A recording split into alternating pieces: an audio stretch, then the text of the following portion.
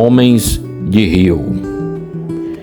Vivo entre perguntas, como quem nasceu entre duas margens, com os pés marcados pela areia e a alma tentando compreender o movimento das águas. Antes dos livros, conheci o silêncio do rio. Conheci homens que conversavam com a correnteza, homens que mergulhavam como peixes, como se o próprio corpo guardasse uma antiga memória das águas. Vi pescadores retornarem da manhã com o peso do sustento nos ombros, abastecendo mesas distantes que talvez nunca soubessem o nome das mãos que as alimentavam. Havia naquele gesto uma ciência sem escrita, a leitura do vento, o aviso da lua, o segredo das travessias, a linguagem dos peixes. E eu, ainda menino, olhava tudo sem compreender por que alguns homens eram chamados de homens do conhecimento, enquanto outros, que sabiam interpretar o mundo, pareciam invisíveis. Que lei antiga havia escrito que alguns homens guardariam livros e outros guardariam rios? Os sentidos não bastam. E isso dói, porque há coisas que a razão explica, mas há outras que primeiro precisam ser sentidas. Nas margens do Parnaíba, entre o cheiro do peixe na camboa e o som dos remos vencendo a correnteza, aprendi que o rio possuía muitas vozes. Ele carregava histórias que não estavam nos arquivos, memórias que não tinham assinatura, sabedorias que desapareciam quando a água seguia viagem. A Camboa era um estreito entre dois mundos. Ao atravessá-la, eu deixava para trás uma cidade conhecida e entrava em outro território, onde as águas guardavam mistérios bem mais antigos que as palavras. Ali viviam as histórias do surubim gigante, o piraguaçu, da mãe d'água. Essas imagens que moravam entre o medo e o encanto, onde a infância aprende que o invisível também existe. Lembro dos meninos que carregavam ancoretas nos lombos dos jumentos. Pequenos rios de madeira percorrendo as ruas, em fileiras, levando água às casas e carregando também o silêncio de uma época. Havia trabalho nas mãos pequenas. Havia infância interrompida. Havia uma cidade inteira dependendo daqueles passos.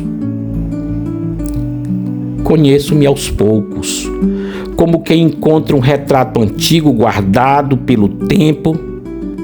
Cada camada retirada revela uma parte de mim e também aquilo que ainda não compreendo. Intuo. E a intuição, às vezes, é fardo. É perceber chuva antes que o céu se transforme.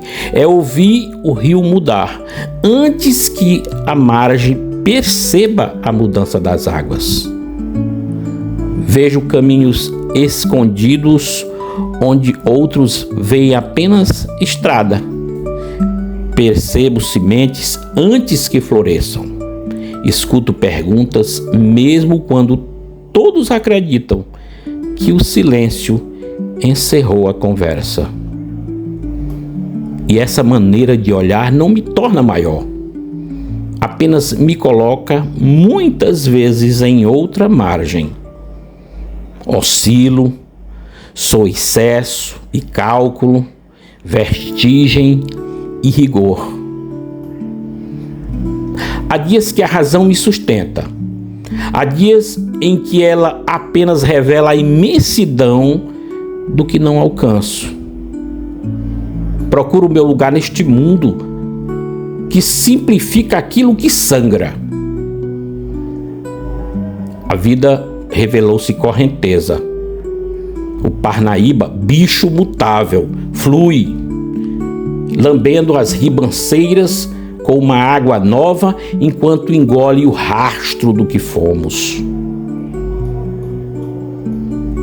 Como o tempo, que leva rostos, nomes e ainda assim deixa marcas na memória. Meus ancestrais, homens de mãos gastas, mulheres de histórias silenciosas, vidas escritas sem papel, passaram. Não puderam avisar se a travessia valeu o rompante. Alguns foram esquecidos, e o esquecimento me assusta mais que a morte, porque a morte encerra uma presença, mas o esquecimento apaga a existência. Corro então com a urgência de quem sabe que algumas perguntas não podem esperar. Não corro por glória, corro por sentido.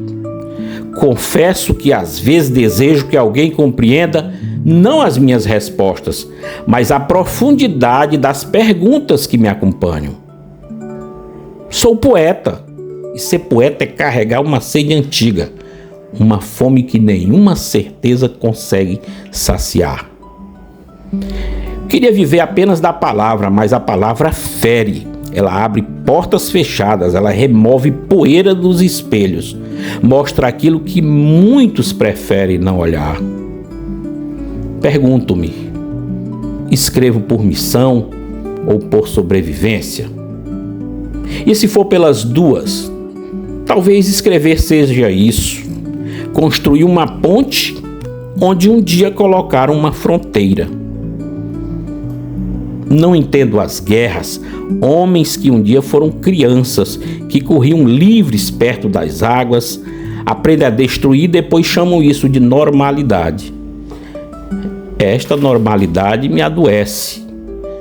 Sou contra o cinismo, contra as máscaras afiadas, contra a corrupção dos gestos e da linguagem.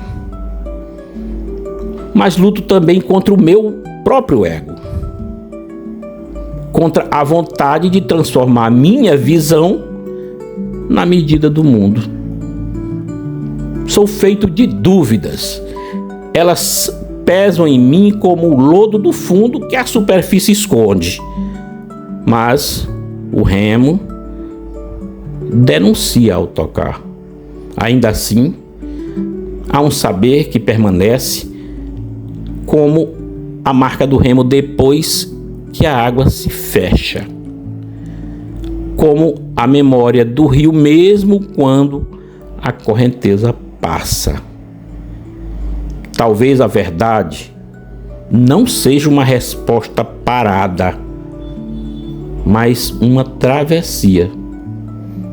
Talvez conhecer seja atravessar a própria lucidez sem perder a capacidade de amar. E talvez meu maior desejo seja simples: que alguém um dia, ao ler estas palavras, reconheça nelas a própria inquietação, como quem encontra outra canoa na correnteza, outro viajante sob o mesmo céu, procurando não o fim do rio, mas o sentido da viagem.